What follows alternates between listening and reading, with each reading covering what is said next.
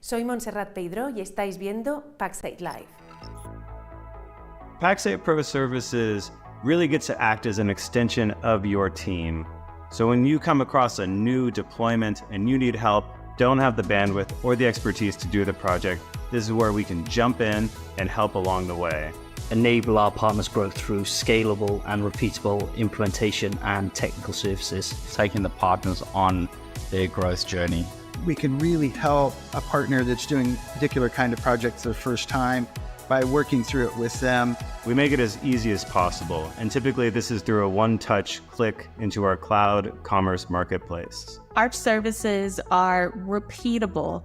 They are fixed scope. There's no unpredictability. We look to take what is sometimes complex technology solutions, and we essentially make it simple for our partners to leverage those different tools through our package offerings, so that we can come in and work as an extension to your team and deliver those solutions to your customers. We have the expertise to be able to take on project work for you if you just don't have the bandwidth for it right now, or we can teach you how to do it. And that's where Pax8 Academy comes in. We've got programs that help the partner in the way they want to learn. We've got all this free on-demand content. We have a number of subject matter experts keeping up to speed with the latest developments and enhancements, features and functionality. There's always going to be vendors added, and if it has our approval, that means it's going to serve you. If you're interested in learning more, simply check out the Pax8 Professional Services Engagement SKU in the Pax8 Marketplace at no cost, and our team will be in touch.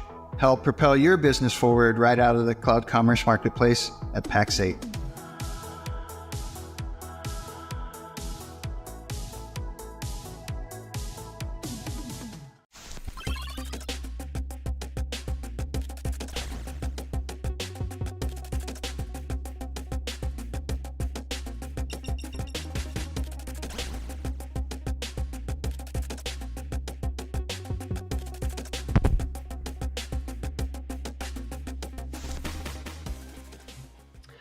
What's up, everyone? Happy Wednesday, and welcome to the last game of 2024 on Pax8 Live.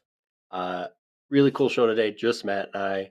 Although we were talking in the pre-show, and we realized we may be a smidge, just more a little bit drab compared to last December's show. So, I don't know. You've been warned. But we're going to do our end-of-year thing, or any predictions, a little bit of a recap. So let's jump right in and get Matt in here. Man, Dom, I don't know about drab, but I'll definitely say realistic for the change that we need to see happen in the world.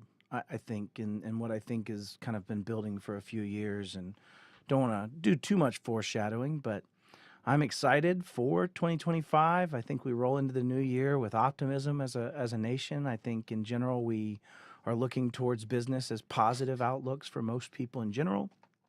I believe that we're at least having problems with cyber enough to drive us to the conversation and consciousness that we are having around cybersecurity and technology today.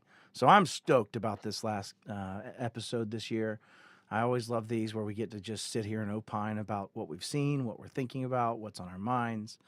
Yeah, glad to be here, man. How about you? Yeah, you got a point. I think it's realistic, right? And sometimes realistic is not rainbows and unicorns, as it were.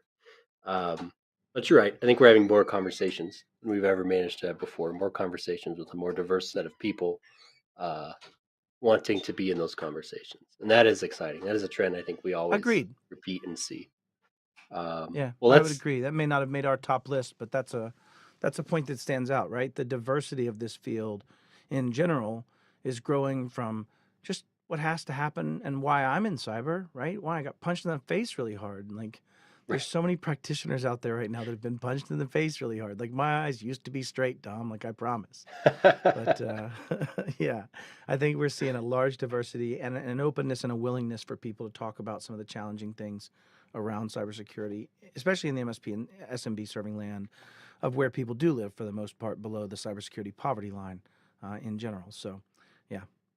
Before we kick it to Robin, I totally forgot to mention at the top of the show, if you're not watching us on youtube.com/Pax8Cloud, Our producers can't see your comments and they can't put them on the screen, and we're particularly interested in your opinions about our opinions. Yeah. So please do that. But first, let's hear from Robin. Are you ready?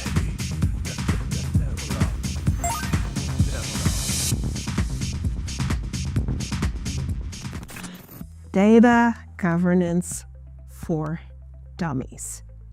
That's me.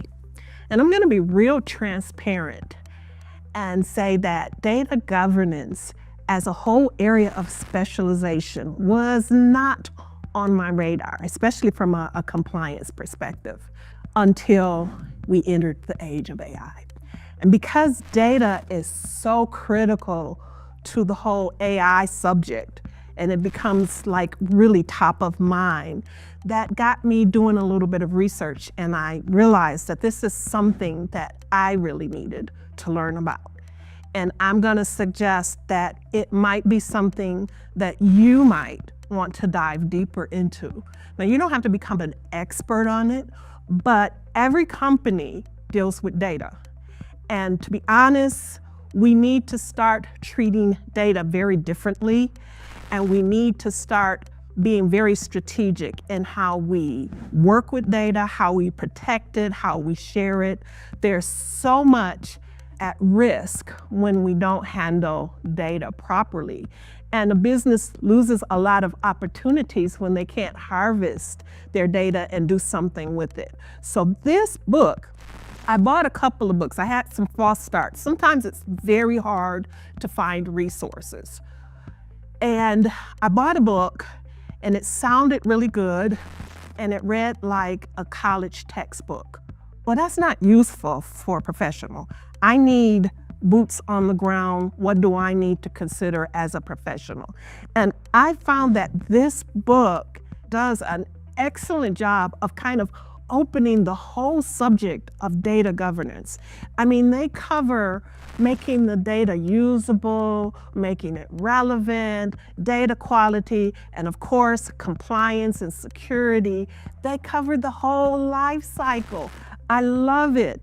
We really need to understand there's a whole life cycle, and I've talked about this before.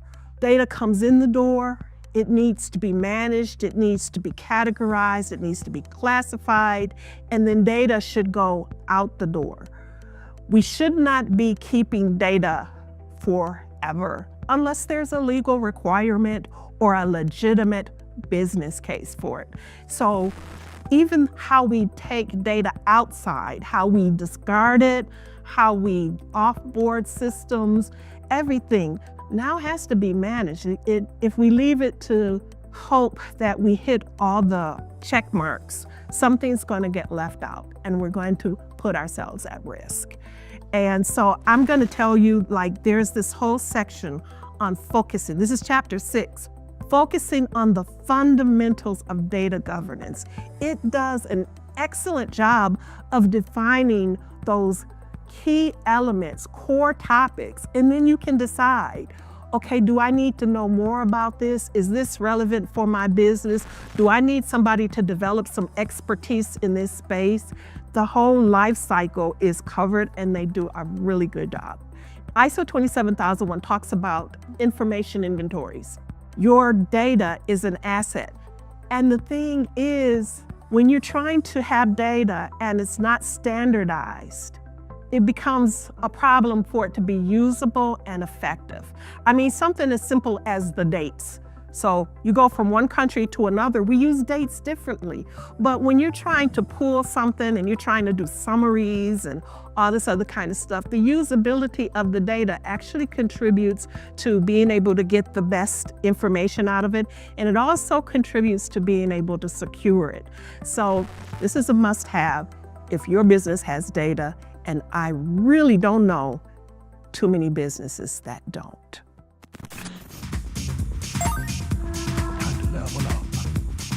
Level up. Okay. All right, Robin with the book suggestions. I think her Amazon affiliate link is down there, right? She's gonna make a click on that. That was a raving endorsement. I mean, I have to get that book.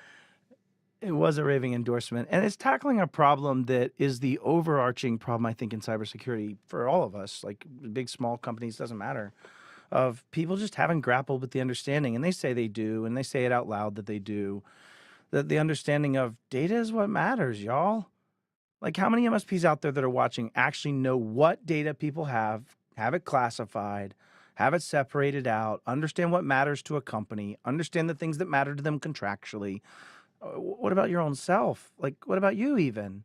I think, Robin's calling out the symptom to a larger problem, and that is the governance needs to start at the top, and then you actually have to take operational actions to accomplish things. It's kind of interesting how that works. So, yeah, anyways, brilliant words as usual. Even in my and personal yeah. life, in a secure digital space, I have precisely the required legal amount of tax returns. Right? Nothing Sure. before that Yeah. is discoverable. It's not there. Not that it would need to be, Yeah. but Well, and you can set time of debt, like her point of saying, data life cycle, like cradle to grave. Yeah. Right. And it also goes to pre-classifying which data is cattle and which data is pets, right? What needs to stay around and how long, and which one do we ephemerally replace, right? And use for the Right. commodity that it is. And I think that's the thing we don't think about a lot as well. So, and those are going to come up in some of our predictions and some of the things we're still seeing this year. Dom, what do you want to start off with? We got a whole laundry list to get through in this conversation. Yeah, I mean, let's start with 24. Let's spend a few minutes of the Okay. show. We'll kind of look back. Um, let's pick a piece of good news, right? And we pointed out that we're actually arresting people for doing bad cyber stuff. Like, Yeah. holy crap, what's that about? Yeah, you had Robert Chaffee go and actually present his victim impact statement and have an award of the ability to have an impact on how long this gentleman was put in a U.S. prison, right, as a victim, and share that Yeah. and actually see an arrest happen stateside where we know what happens and what the impact is. You also had, Dom, I had this woman on my LinkedIn feed that she does threat actor research where she's trying to find information about threat actors and unmask those threat actors from a doc's perspective to be able to bring information to law enforcement and allow for arrest. Sure. And she made this post that was really bold, and it just calls on people to do bad things. She said she's already been swatted many times and she's not really worried about that. But she said, hey, listen, threat actors, here's the guy that just got arrested, and I had a hand in it. And I had a long hand in it. And understand that while you may dance around and excite yourself with fancy cars and love the fact that you just stole money from people, we are actually seeing the long arm of the law work. And it doesn't happen overnight. It takes years. And I think the point I want to make is we're starting to get to that point where there's enough prosecutorial capability. There's enough understanding at an operational and tactical level what needs to be gathered, what kind of case evidence needs to exist. We're seeing international cooperation. We're seeing dismantling of groups and causing chaos and disruption in their organization.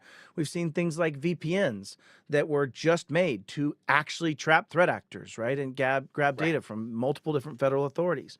So we've seen a lot of those positives play out that are really, I mean, just a tiny, tiny little stem of some of those things being kind of removed, right, in 2024. We've seen adversaries be pursued and arrested.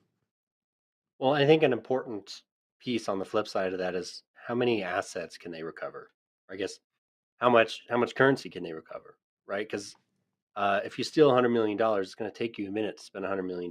So the hope is to, just like you would in sort of like a white collar, investment scheme or something, you would look to recover assets and get them back to people, right? At least try it. And I think the further we get into this, the more of that we start to be able to do as well, which is really where the power. And putting people in prison is great, but making people whole would be amazing, close to whole. And I won't say, because I'm not at liberty to say, but there are forces like that playing out. I won't say how much and to whom, but there are victim impact funds that are starting to play out that are coming from remuneration from those threat actors or from absolute recuperation of funds, right, in different forms and fashions. So you're starting to see some of it, nowhere at the scale of the loss, right? Like that's the challenge of this, is nowhere at the scale of the loss. And I think that comes from what we're starting to see in general is the basics are still the problems, Dom. Like we've talked about this in every year, and we joked in the green room that maybe it'll always be that way. And I don't want to be that disbelieving in positivity and forward growth. But it's still the basics. We like to make off like it's these fancy attacks and it's these things that no one could have avoided. And we toss around 0-day, and you hear people use exculpatory statements like advanced threat actor. What did they advancedly take the password you use? Summer is fun Right. 01, and like, how advanced is that? Like, it's Right. anyways, it's still the Well, and basics. even from a nation state perspective, like large in part, if you're being targeted by a nation state, they're getting you with the basics, right? They don't need to get you with a 0-day, nor are they going to burn a 0-day on anyone we know, right? Like that's just not reality. If you have something like that, it's an extremely valuable asset that you can use one time. So they're not just cooking those all over the place. But I'm getting ready for a presentation that I have in January. I was pulling it together and I started pulling slides.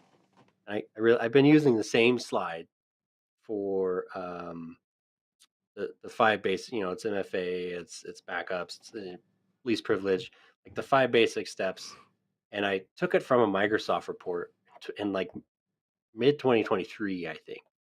Right, like I'm citing an 18-20 month old report, but it hasn't it's changed some. We're going to get It hasn't into changed that data, but much. like yeah, it's the same thing. Yeah, it's the same problem. I will say, and we'll get into this when we get into predictions, that Jason Slagle talks about here and popped into my channel personally. I'll bring up a few of those. But, I think to your point earlier, we have forces at play that we started seeing in 2024. Secure by design, secure by default mantra started playing out. The secure by design pledge started playing out as useful or useless as some might find that to be. But at the same time, we talked about not needing to use a 0-day. Like, slash and grab, right? The ability just to put a trailing slash and have access. We have Clio just yesterday. We have CrowdStrike with the panic and overall crash. Like, our code is trash. Like, our code is hot garbage with oil poured over it and an air source in a giant dumpster waiting on a spark, right? And I think that's where we kind of live right now, is that the quality of the software, and you've heard me talk about this middle theory before, that products only rise to the maturity of their consuming entity or fall very much below for very long. And the maturing of the consuming entities started. We're starting to see the yous and the me's and the Jasons and the hundreds of people I get to interact with, and the ones, some of them self-selectively watching the show, mainly just to know how much of an idiot I am. But seeing those things and be able to actually drive forward and make change. We're seeing that change to where the maturing entities driving companies to be more secure. I mean, it wasn't that long ago that Bishop Fox was threatened to be sued for releasing a vulnerability. I'm oversimplifying that problem. But ultimately, we're starting to see all of these things come up. The speed at which threat actors respond and use those tools is very quick, although not all that honed. And we'll get into this when we get into the predictions. But, back to slash and grab, and Jason was involved in that with me. The threat actors found that it was a remote code execution and that they could get onto this host and they could run stuff.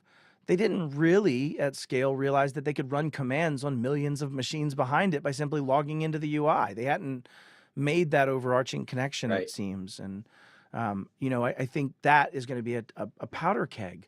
I think 2024 is the point that we're realizing we're sitting in this dumpster and that we're in a powder keg, but 2025 we'll get into here in a bit. So, well, we just stumbled on, I think the article said 25,000 unsupported Sonic walls on the edge. 20,000, something like that. Just because someone looked for it, bro. Like, I mean, yeah. So the basics. But let's talk about, we called out the United Health Group or the Change Healthcare. It's one and the same. And I pulled that one out because it's so massive. I think I've gotten letters that's had the Change Healthcare logo on them, like 3 prior owners of this house that I live in. Like it's massive, right? So we're still seeing the Hollywood events, right? The ones that are like, oh damn. And ones that get glossed over and moved past. Yeah. I think to your point on the Change Healthcare, we saw the scale and the breadth of it. And if you were impacted by it and you didn't get your drugs or you were suffering through that, it meant a lot more to you than it did maybe to people reading the article about it, I suppose. But I will also say that, we've seen how big the problem is, I think. And, Jason did say, and maybe I'll save that one for later because it's also predictive. But the point is that we're starting to realize in 2024 where we are as a problem statement, I think. I think as a nation, as a globe, I think in general we saw movement. I got to a point last year where I said, this year will be the year of the GRC. And I said, this year will be the year the MSPs will really hone in their framework capabilities, and only to find out this year that everybody's been lying. Nobody raised their hand when I asked this year, are they actually doing it? And it's because they actually realized they weren't. They were lying to themselves. They were checking a box, barely checking a box, right? When you really dig into it, even just at the MSP practitioner level, let alone global and corporate and anyways, all of the things that play out. So you saw that play out in CrowdStrike, right? Code testing challenges, kernel panic causing massive outages because people didn't think about resilience, and how fragile the ecosystem actually was a byproduct of that. Even going back to United Airlines and all the impacts that came from several systemic function outages from those things, the Delta experience versus the Southwest experience. You had the rise of kind of the to your point, we talked about this before, tons and tons and tons of AITM attacks. You see that people are not always leaving a service out. They don't have as many servers. You're seeing a decrement down from that in that regard. And so it is the AITM and the advanced attacks from an adversary perspective of stealing the token, which is really more about the identity. And we'll come to that in our predictions, right, Dom? Well, it comes off the back of good news, actually, too, because that same report I was talking about earlier, I think the number was 22%. Don't quote me, but it was somewhere around there. Strong auth adoption, right? Which would infer that 88% were password only across Azure AD at the time, but Entra ID or other auth that was phishable in the middle, being in that set. No. That was single factor auth, and so 22% greater than single factor auth on Azure at the time. Now they're saying, and this comes out of the Digital Defense Report, and I asked the team to link it below, but now they're saying, find it, 41% multi-factor authentication. So again, it's not great. It's not great. We only have to double twice more, Dom, and we're there. Right. Like that's it. We just keep doing this doubling. We're but to your point, that now they're seeing about 39,000 daily AITM or other advanced phishing methods to get at those authenticator pushes and such. Yep. And I think we'll get into that in my predictions of how that's even going to shift as we go and what that turns into this year. Have we covered everything in the 2024? I think you have one that you wrote in here that I completely agree with, which is your passwords suck still. Oh, yeah. Right? Still is kind of the outcome of this. 600 million password attacks a day is the metric. Yep. On just and it's not just that your passwords suck. You reuse it. It gets compromised somewhere. It's in plain text. They use it against you in a stuffing attack, right? Those type of things. And it's all about this shift to identity in that regard. And also social engineering has become more valuable. I think because of some of the things we're going to talk about in the setup for 2025, the social engineering aspect of this means that I have a more core identity that I've probably social engineered you out of, and more paths to use. Like Uber, right? That was an MFA fatigue swiftly followed by a well-done social engineering attack, right? Yeah. So there's a lot of that going on. Yeah. I even saw the Google attack yesterday of someone got their, I think it was 500,000 in crypto stolen by basically getting a Google form, to use the Google form to cause the email to come from Google saying that his account had been compromised, and then calling from a Google number and then using that. And so they manipulated the system with social engineering and used their own weapons against them, which again, we're going to get to in the 2025 predictions. And maybe we're there, Dom. Summing up 2024. We know where we are. So let's talk about it. What do you want to dig into, man?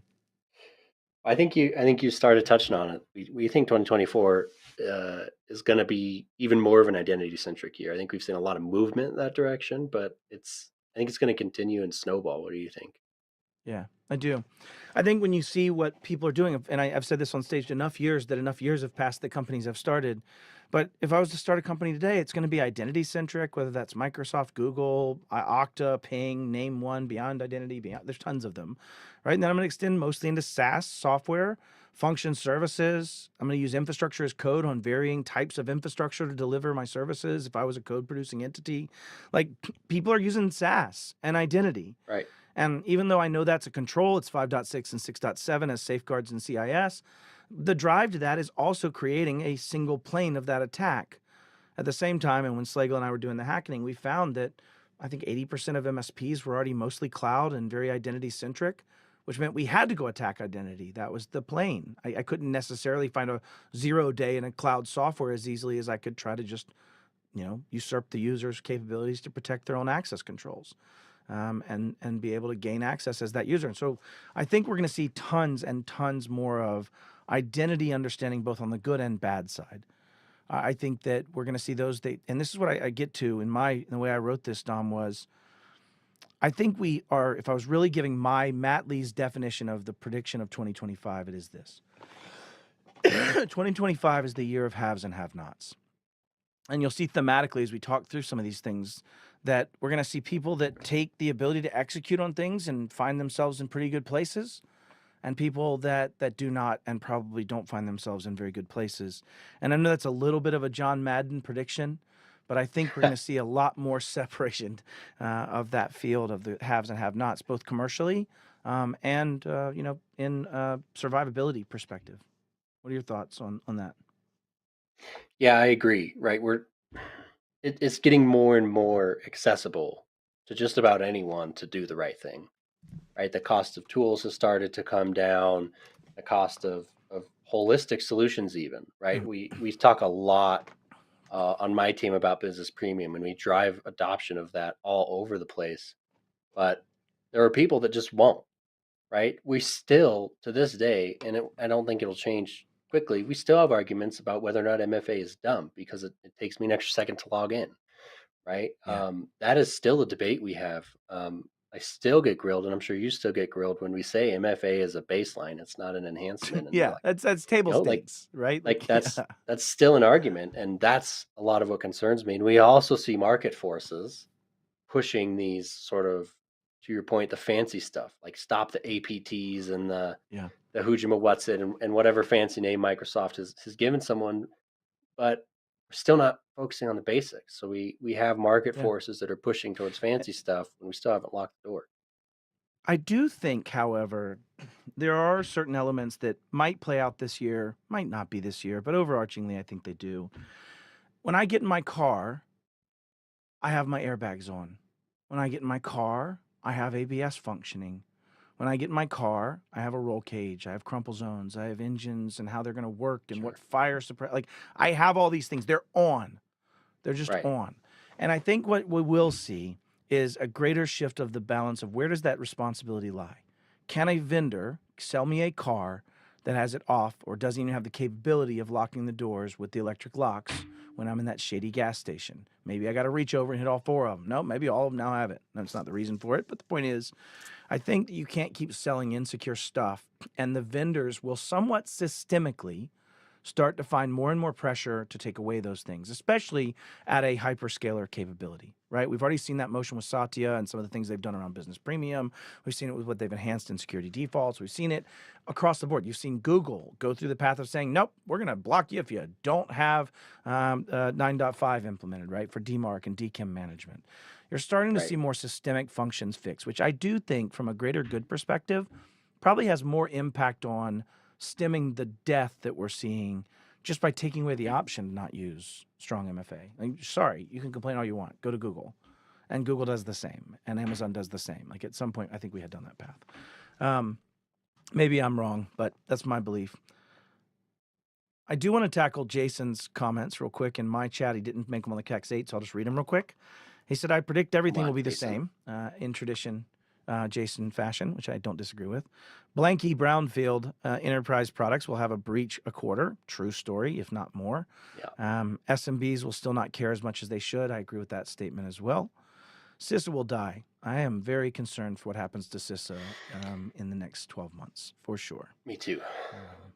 We will see. It'll all get bad enough that maybe by 2026, stuff starts to change. Yeah, I mean, if you read my actual write-out, maybe we'll go to that next point, Jason. I think there's going to be a lot of death this year. I think that 2025, go Dom.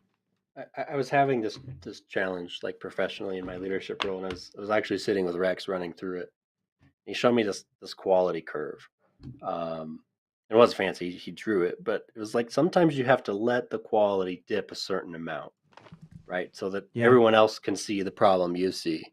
Yep. And I think Jason is playing on that point of we're going to hit a point, and it might be a really ugly point. I hope it's not too ugly, but it might be a really ugly point where enough people decide we have to do something, Yeah. right? Where there's Yep. enough attention That's how it at happens. all layers of government and in industry to be like, oh, this is bad, right? And there's Yeah. not a lot of, oh, this is bad right now. The entire downtown of Boston had to be coated in 3.5 Right. foot of people drowning in molasses before they started making building Right. codes before you could put up a tank of molasses. Like you had to have Right. houses fall in before you had studs 16 inches on center. We genuinely, I think, are there. And I may be coming from a place that's a little bit more privileged in that knowledge. I happen to work with MSPs going through their worst moments. And we got a spot of news from an MSP about having to close their MSP after an event that we talked to them about, 8 months ago? Again, back to the woman that spoke towards the arrest and the death coming from law enforcement for threat actors. It took a long time. Same thing to some of these things take to play out. Mine was 18 months, right, that we worked through most of this stuff. I mean, granted, most of it was done in the first 7 or 8, but the point is that we're not seeing the end of it yet. And I think what'll happen is, I think we're seeing things coming from threat actors actually realizing how much valuable they are. How much worse would that have been in Slash and Grab if threat actors had instantly known what they had in their hands? If they just then used Screen Connect to deploy payloads to the back end of every single asset that was connected, how much worse would that have been? How much more money would we be talking about? How many SMBs would have said, I'm not going to an MSP unless they can answer these questions? I come also from a place of passion where my clients had literally yelled at me saying, Matt, we've already been ransomed 3 times. I hate you. I wish I'd never met you. They fired us, right? And the same thing that this person with this MSP also just went through of having every client leave and have $2 million turn into zero that they spent less than 2 years ago to buy this company. And so I think we're in this place where MSPs that lean in and start following frameworks, start trying to see if they are meeting capabilities of delivering things and meeting the reasonable person test and growing in their capabilities, I think they'll do okay. I think they'll have the capabilities necessary to survive. But at the same time, I think you'll have MSPs losing to threat actors. I think you'll have MSPs leaving the market because of the challenge.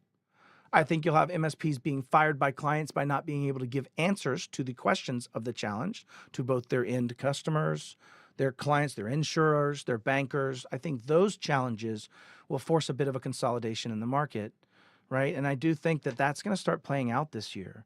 I think we're going to see it more than we have ever before. Dom, what are your thoughts just on that aspect of the consolidating market and the retraction of some of these MSPs that just won't do the work to protect their own house, let alone what they do for their clients? We'll get into that in a minute. Yeah, I mean, part of the conversation is the amount of M&A, right? And we're not the show for market predictions, but Yeah, I feel pretty confident that number is going to go up. There's going to be more and more M&A, I so do there will too. be consolidation in general, and hopefully that pans out to be a good thing. And some of our friends, they're doing a whole lot of work in this space, which is fantastic. But to your point, like, yes, we need attrition at this point. There are too many cooks in this kitchen, and that's just how things work, right? Like, there's only so many people that are going to Yeah. rise to the next challenge. So Yep. there will be attrition, and there'll almost weirdly be growth through that attrition, right? Because Yeah. to your point, like the Some more will mature rise. ones are going to be here, right? Right. Yep. The more mature will get more mature, I think. I think the Yeah. ones that are in the middle will rise to the place that they can get to over time. And I think the ones that Right. are at the bottom, probably the bottom third, has a very high attrition rate and doesn't have that path to grow through from that bottom third. I really do. I mean, it's very hard to talk to somebody who has an OML of 0 and expect them to be able to repeat every month the same process to check to see if a firewall was done the right way. Like, it's just not going to Right. happen. And this gets to this Right. other point. I think there's this growing realization. People, well, I'm not into compliance. No, but you are selling services to people that need to be compliant to various contractual, regulatory, or other functions. And if you've sold it to them and a year later they come back and go, Matt, can you show me that that machine was encrypted back then? If the answer is no, they may still fail their own compliance. And I sold Right. them the service. And I think that's another part of this kind of death, but also opportunity of there's opportunity there. To sell compliance services, to check the things and make sure you're actually doing the things that should be done. Doesn't mean you have to sell compliance. I just predict that you will be held to carpet when you are not meeting the things you say you are going to do. And I think the gap of shared responsibility matrices will make that very black and white when it comes to being adjudged from judiciary, from a court process, from a civil process, or regulatory or contractual being civil. I think this year is going to be a lot of those forces. Continue, sorry. Well, yeah, and you can't like quote be the nerd and not be the business person anymore, right? And I think that's been true for a while. I just don't think it's caught up to everyone. But you can't just be the person that's going to push the buttons or write the PowerShell or solve the my printer won't print. Like that is all commodity stuff, right? I think this is a joke, but I think in 10 years there's going to be a commodity trade on help desk futures, right? Like you'll be able to, it's all going to be very predictable. True story. What's valuable is that business service and knowing that, hey, I do back up your data or I do implement this archiving tool. I sold it to you. I configured it. You pay me to manage it. Whether or not the contract says, I help you with your compliance, I'm helping you with your compliance because chances are you bought that to meet some sort of control, right? So I don't see where you're not going to be culpable. And that's where I wrote a prediction. Like we're going to see landmark case law, right? And I do think it's going to happen next year because there are open cases in court. If it hasn't now. already happened, right? How many civil cases were filed after Rackspace that haven't played out? How many things were played after Change Healthcare that haven't played out? I think at that macro level, it's probably already in some attorney's hands and in some court's adjudication workload. Right. And that's going to be a game like when either lawyer, yours or theirs, has the ability to say, no, this happened in this case. Here's the precedent for what we're doing here. That's a different story, right? We've spent a long time in cyber in this sort of, we had, what is it, USC 1030, which is the super like weird cyber law that no one really understands. But we're starting to develop this sort of civil case law around liability and criminal liability in some cases. That's really going to show its head. Yep. Yeah, and to your point, like Civil Cyber Fraud Initiative is now in year 4, right? Department of Justice has been really working on that. We heard the announcements of audits potentially for HIPAA, right? Where you're actually looking some maybe before the breach conversations that might happen there that would find you to be in fault there, along with the Civil Cyber Fraud Initiative.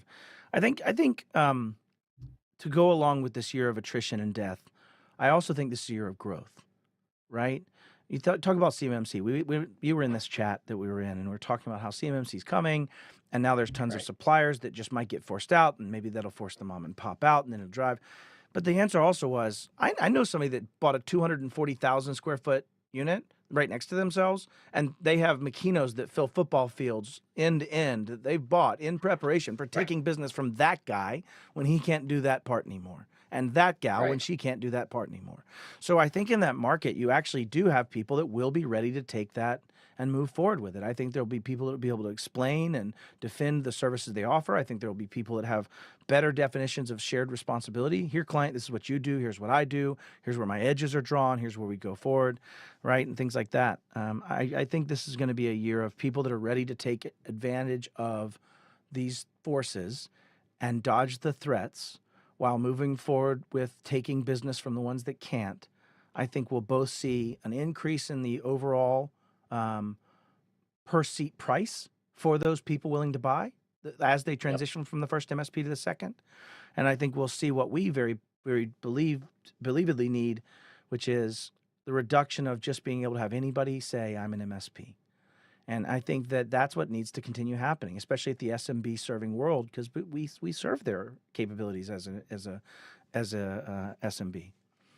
Well, and that's what a lot of people folks miss. And it took me a while in my career to realize, probably longer than I'd like to admit, but like you have to have the realization that if you're taking on a client, you are responsible for their livelihood. In most modern businesses, if their entire IT infrastructure dies, they stop being able to produce cash flow, right? Which has, in case you didn't know, a myriad of problems for any sort of business, right? Like cash coming in the doors is relatively important for things like payroll. So you're holding that in your hands. That's what you're really protecting. We talk about data and we talk about assets, but really, if all of that falls apart, oftentimes the business falls apart right alongside it.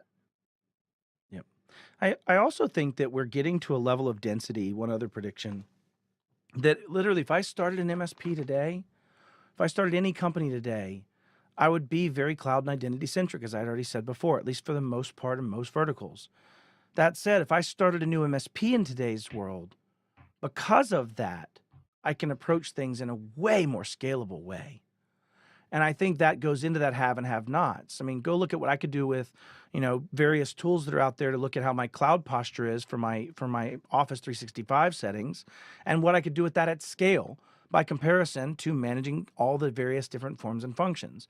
Now, as we start extending that into every application is basically the recipient of a conditional access policy, and at least to the edge of that application, we can control the identity, the token theft, the how things are signed in, how we alert upon those things, and we start driving down this path. I just think that when you bring those systemic function changes, force the hyperscalers to be better at what they do, the Microsofts, the Googles, the AWSs of the world, as they rise that and also rise the bar of what is okay. No, you can't just have a TOTP and not have it be able to be tied to something with a stronger auth when it comes to more administrative functions or those type of things.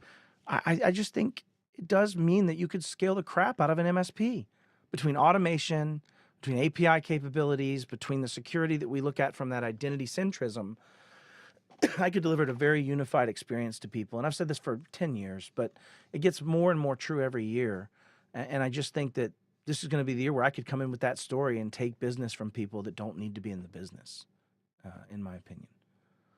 Yeah, yeah. Well, you actually sparked a smaller tactical prediction of mine, because we're seeing this improvement in MFA, and like I said, we're still below half, but we're over a couple of years a fair few percentage points higher, and I think that's great. But now we're already seeing attackers pivot. We're seeing the AITM, we're seeing the more advanced phishing, and we're seeing social engineering. Right. So I do think there's a really rare opportunity to be ahead of threat actor curve, and this almost never happens, right? But you could, they're saying less than 1% of attacks was their thought on AITM and the like, right? So if we could evolve and start using strong auth, start getting a passwordless and FIDO and passkeys, AITM virtually goes away, at least today, with yeah. just using FIDO2 or passwordless with Microsoft. That's it. Right. The AITM theft of that token is virtually gone in the workflow process. Now, I did want to make another slightly tactical prediction. I do think that AITM will pivot very much to using social engineering and device registrations because they use a Microsoft link. They send in Microsoft right to the person, to the user. And I also think that this is one of those where vendors like the Avanons and the Microsofts of the world could filter for those and just give native static rules that say, hey, you're using a device registration link. Did you mean to? Are you sure? We've intercepted that. For those that don't know how that works, the device registration link just allows you to basically register a device and have a token granting or a PRT or a primary refresh token to use as that device and as that identity from that device, and get into all kinds of graphy things, right? And have access to all sorts of things. And what's great about it is I don't need to get through your spam filter. It's a Microsoft link for the most part, right? I'm sending you a legitimate link, asking you to go to a web page from Microsoft, and then giving you a code that I've generated that allows me to register my fictitious device for you. So I do think we'll see a rise in AITM. Huntress did a post on this yesterday, so I want to shout out to them as well. But I did worry that you almost went Kerberos on us there. You said ticket that? granting, and I was like, no. I did almost go Kerberos roasting. I did. I totally did. But I pivoted. Oh, man. Any other thoughts to close us out, Dom? I mean, I'm positive because this is the change we need to see in the world. I'm not positive for the pain it's going to be for a lot of people in the next 12 months. One point we wanted to hit on was the customer, right? And where's the customer at? And you and I are in a mutual signal group. We were having a conversation about this, about how customers, frankly, don't care. And I don't think it's they don't care. I think it's they're either, some of them don't, but I think a lot of them are ignorant to the situation on the ground. Right. And it goes back to the news cycles, and that Change Healthcare makes the news and Tom's veterinary shop doesn't. Right. But there is a systemic problem of customers or end users, business owners, business leaders are not incentivized to deal with this problem. We talked about HIPAA audits. No. We are all kind of laughing like, yeah, that might happen. Maybe we'll see. There's no teeth behind you need to do this until it's already done and the damage is there. And that's where I'd really love to see more progress. And, I feel bad. I don't remember who said it, but they brought up it'd be really nice if it wasn't punitive, right? If it was a front end sort of, here's a benefit of doing better, right? I think they Yeah. suggest a tax credit, but whatever that is. I think it's coming. I think one of the challenges, you don't have a standard with which to measure someone at this point, right? Like Right. even as you looked at the Right. grasping at straws for the insurance players and just all, Right. there's just not great standards to measure.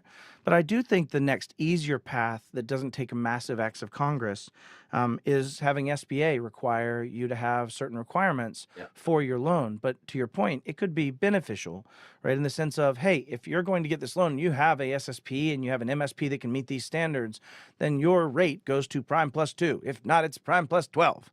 And you can start Right. letting capitalism sort that out, right? And make the Right. risk be commensurate to the risk taken for those organizations. I just think we're getting a clearer picture of risk. The other thing I think that comes from the identity side that I didn't touch on that's positive is the shift. You know, Sean Atkinson at CISA said that ZT and ZTNA will drive the identity centrism. But we're not just talking about the identity of the user. There's also the identity of the asset, that device attack we talked about. There's the things like ABAC that'll be playing out more and more. We'll start saying, hey, is your device healthy? Dom, is that thing jailbroken before you sign in? Are you actually healthy and doing your patches? And we'll start, to your point, Dom, instead of those back end failures and everything's already done, we'll start checking the front end before we let people in. That's the purpose of ZT and ZT principles in that regard, right? And ephemeral trust. So I think the conversation, Jason said, back to the rate change. So we were working with a local banker on similar things. I'm not sure you can directly do that, but require insurance that covers the loan risk and make insurance be the boogeyman. Yeah, today. And in fact, that actually came up in a Risk Management Association roundtable I hosted like literally 10, 12 years ago, like 2014 or something. That's been 10 years. So 10 years. 10 years ago. And that's what they came up. The insurance said we're screwed. And at that point, we really hadn't seen that change in insurance. And banking said we're even worse because the law prevents us from doing that. It's discriminatory. And so we get into those type of practices. And so we don't have cyber risk as a judgeable rate delineation for current loan interest rates. Let's dig into that. And I think the session clock's a little off. So if the producers need to drag us out, they can. But they can drag us off with a hook. You know, banking law, you've been in this, so correct me if I'm wrong. It just feels like one of the most archaic pieces of law in the United States Code. And I imagine that's fairly last true updated globally. I think like FFIEC last updated its working with managed partners in like 2019. Like it's been a minute or two since 2019. And there's been a few changes in the MSP world since then. Like if you go into controls around, you know, to your point, how you decide on creditworthiness and what are the risks, and you can't even factor that in. But there are very few bigger factors, right? It's right now, like for sure. If that business dies, you know, that's a problem. And if you look at it holistically, you can go back to 2008 and the mortgage crisis. There was a whole lot of people that couldn't pay their mortgages. Imagine if there's suddenly a whole lot of businesses that can't pay back their capital loans. Like then what's and happening? why did we have the CMO collapse and the response we did and the changes to the mortgage industry afterwards and the requirements for separations of duties and the requirements to be registered and not be able to do your own appraiser or pick your appraiser, and like all those things were a corrective action to the large death that came from the practices that had been going. So I'm just saying we're at that stage. And if you're listening to this, don't take it as Matt's saying everything's doom and gloom. I'm just saying take an action.